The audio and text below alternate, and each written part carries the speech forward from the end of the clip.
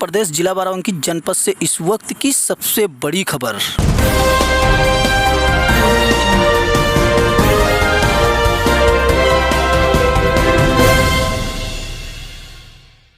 साप्ताहिक लॉकडाउन के बारे में सरकार द्वारा गाइडलाइन के बारे में पुलिस अधीक्षक बाराबंकी डॉक्टर अरविंद चतुर्वेदी ने क्या कहा।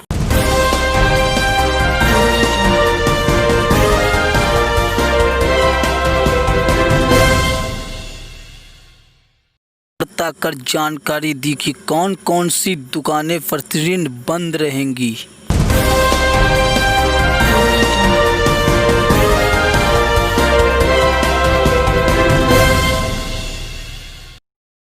के लिए क्या दिशा निर्देश दिया और निर्देश दिया कि आम नागरिक सोशल डिस्टेंसिंग का पूर्ण रूप से पालन करें और घर से बाहर जब निकले जब कोई ज़रूरी काम हो, अन्यथा घर पर ही रहें।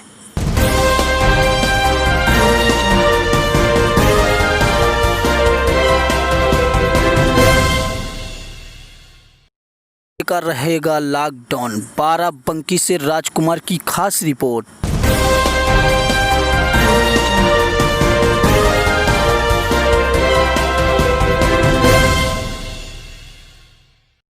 देखिए, अब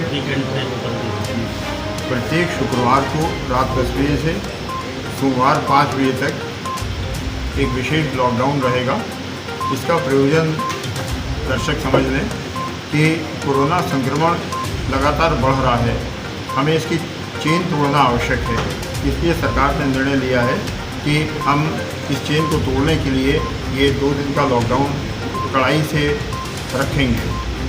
मैं स्पष्ट करना चाहता हूं कि जो गाइडलाइन है उसकी समरी के हिसाब से प्रत्येक शनिवार रविवार को सभी सरकारी कार्यालय बंद रहेंगे। केवल आवश्यक सेवाओं से संबंधित बैंक, रेलवे, बिजली इस प्रकार के विभाग खुले रहेंगे और इनके कर्मचारी स्वतंत्र रूप से आवागमन कर सकेंगे। उन्हें किसी अतिरिक्त पास की आवश्यकता नहीं है, केवल उनके पास उनका विभागीय ID कार्ड होना चाहिए।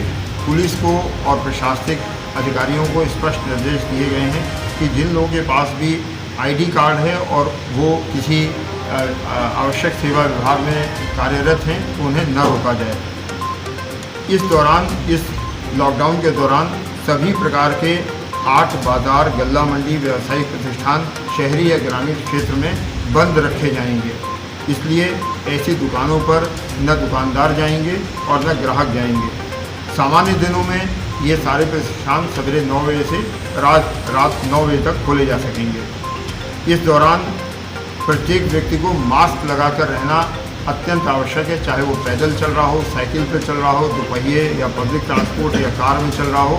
मास्क उसके पास अवश्य होना चाहिए। मास्क न होने की स्थिति में उसका आर्थिक जुर्माना किया जाएगा।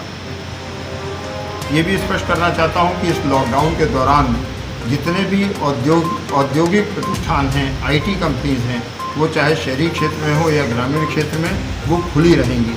उन पर किसी प्रकार की कोई बंदी नहीं होगी। उन्हें अपने कार्यस्थल पर सोशल डिस्टेंसिंग और मास्किंग का ध्यान रखना होगा। इस दौरान जितनी भी आवश्यक सेवाएं हैं, चाहे वो चिकित्सा सेवा हो, सफाई कर्मी हो या इससे जुड़ी हुई डोर टू डोर सप्लाई सेवा हो, वो खुली रहेगी। जितने भी परिवहन के साधन हैं, भारत सरकार का रेलवेज या स्टेट गवर्नमेंट का रोडवेज ट्रांसपोर्ट, वो खुला रहेगा। जो मालवाहक वाहन हैं वो पूर्व की भांति वो चलते रहेंगे। हाईवेज़ पर किसी भी प्रकार का प्रतिबंध नहीं है। हाईवेज़ पर जो ढाबे या होटल हैं वो भी खुले रहेंगे, उन पर किसी प्रकार का प्रतिबंध नहीं है।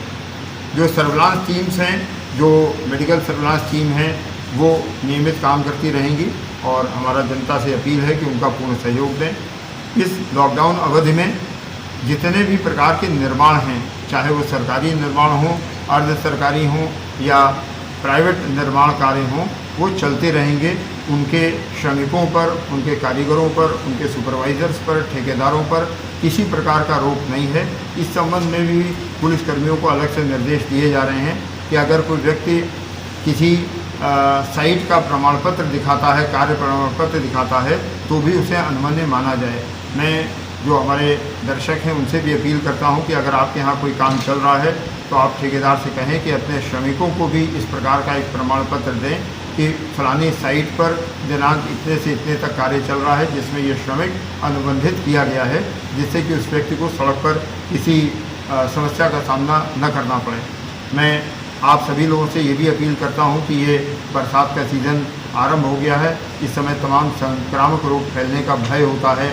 कोरोना के अतिरिक्त जो संक्रामक रोग हैं उनसे निपटने के लिए सरकार की एक लंबी चौड़ी योजना बनी हुई है, जिसमें विशेष रूप से स्वास्थ्य विभाग या अन्य संबंधित विभाग कार्यरत हैं।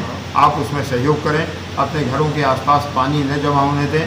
विशेष करके आपके घरों में रखे हुए कूलर या आपके पौधों के गमले, उनमें पानी न जमा हो, इस बात का सहयोग करें। अपने घर के आसपास पर्याप्त सफाई रखें और नगर पालिका और स्वास्थ्य विभाग का पूर्ण सहयोग करें। धन्यवाद।